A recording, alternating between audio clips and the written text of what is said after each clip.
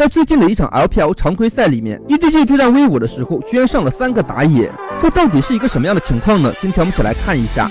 首先，我们都知道 EDG 以前的打野可怜老七，如今呢是成功转型的教练，而本场的解说也是当初 EDG 的打野艾萝莉，再加上如今 EDG 的打野杰杰，这样呢便凑成了3个打野同台的景象。在这局比赛中，厂长的班 pick 呢做得非常的好，帮助 EDG 拿到了一个前中后期都非常强的阵容。而杰杰在游戏中的节奏呢，同样也做得非常不错。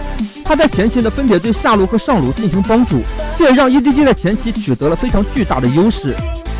随着中期比赛的进行，他们也是连续击杀2次布隆之后，人头呢更是一度来到了12比0。一直等到比赛来到19分钟的时候，威武战队呢才在游戏中找到机会，在野区抓住机会击杀了蛇女，拿到了第1个人头。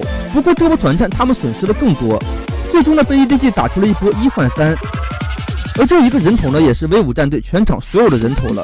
在接下来的比赛中 ，EDG 呢打得更加的稳妥，他们随时随地呢都在抱团前进。随后在下路呢又发生了一波战斗 ，EDG 的 ADC 拿到了一波3杀之后，他们也是成功一波战胜了威武。全场的人头也是定格在了24比1。那么各位小伙伴，你们最喜欢的战队是哪一个呢？可以在视频下方留言讨论。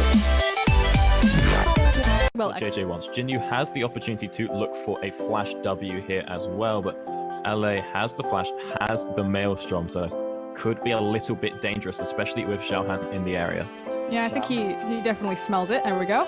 Flash in, knockback on Elise, and dead immediately. Not going to be able to get the slicing Maelstrom to do any damage. Slapping you with auto attacks, and there's nothing you can do, which gives them the space to go for this Infernal on top of the cannon, not having TP, not having ult. No lane priority either in mid lane. And this is dangerous for Y4 because if Mako looks for the flash Q again, you have JJ with the ult as well. Oh, look at that. They go for the engage. Here's the bullet time. So much damage. Can't do anything. Max has to flash away, and they've got the stun. They've got the damage. JJ picks up the kill. That's dirt. So you can still do the exact same thing you did earlier on where you just look for the easy flash Q on the Leona. Alright, there we go. Sorry, we got a little bit of a...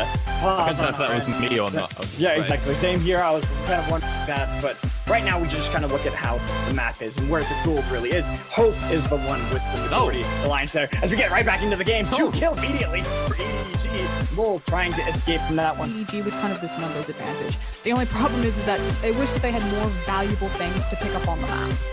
Flashing on the scout, getting a little bit of damage back in, but here's Mako just in time so that they can easily pick up the kill on Mole. On the other. And as we're positioning here, a lot of this was left over from the fact that mid lane did really go sideways for Victory 5, but they didn't make the gank count, so they lost all this time and control of the map and allowed Jinyu to rotate for this. Ooh, and unfortunately, Max just stepped too far forward. You can't step up there. You have no control over the river.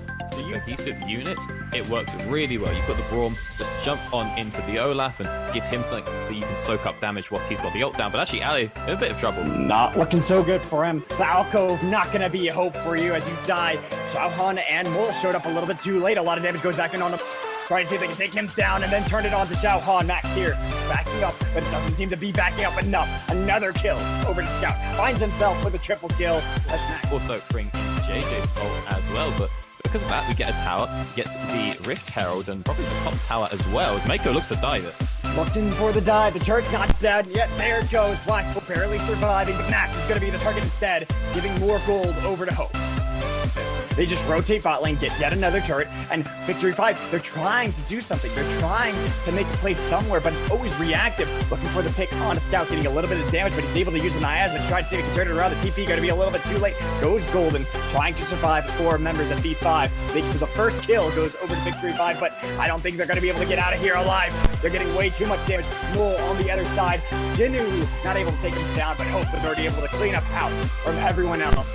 Only 2 members surviving of Victory 5, Y4 and Mole, but they're barely going to be able to get back towards their base to be able to get out of that fight as EDG collapsed perfectly. JJ still on the hunt, saying, I want more, I want these kills. Mole, you're so low. All I need is Mako to be able to land some of these skill shots. Not being able to get it, had to flash over the wall. Finally takes down Mole, then turning it on to Y4 to get him out. A double kill for JJ. They grab Scout and eat with their hands still in the cookie jar, and they're like, crap. Like, how do we get out now? The jar is a mimic. Exactly, and there's another kill immediately as we get back. At least his 5th death of the Catch them here. They could just end it.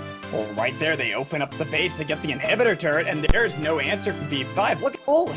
Close as they can, so they're creating like a line of vision, defensive vision. They put a bunch of control wards into their jungle and constantly swept it out. Oh, can you get out? He doesn't have the Realm Warp available. Mako just walk in at a menace as they get a lot of damage onto him. He's barely alive, trying to see if Max can back him up, but Solar Flare going to be able to pick up the kill as Max now taking the brunt of the damage, had to flash away, was almost taken down by the poison. Will barely be able to get out of there. Yep. Yep. That's pretty much, I agree with you on that one. 50% onto the Baron.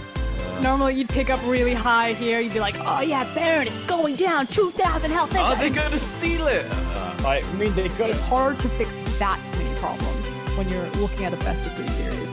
especially now that the 4th dragon, the Soul, the Ocean Soul, could go over to the hands of EDG easily without a single fight put up by Victory 5, and now they're way far away. EDG might have taken the bait. They might look for the spike because they got a lot of damage on a Janu. Has to use the damage to be able to survive, but they try to see if they can go into the back line. Elise taken very low, but still barely holding on. Finally, Hope takes him out, and then they look into the back line. They've got 2 members gone. They got a great stun coming in. It's the ace for EDG.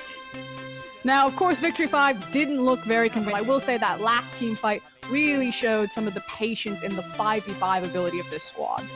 And not even just that team fight, but also the invade onto that red buff in the early stages of the game. It was a lot more slow and controlled than we had previously seen from EDG, and that's definitely a good sign. Great things to come from EDG as they take game 1 over Victory 5. This is something that we kind of had expected going into this matchup, but they've proven right now that there is a reason they are heavily favored to be able to beat Victory 5. I mean, I just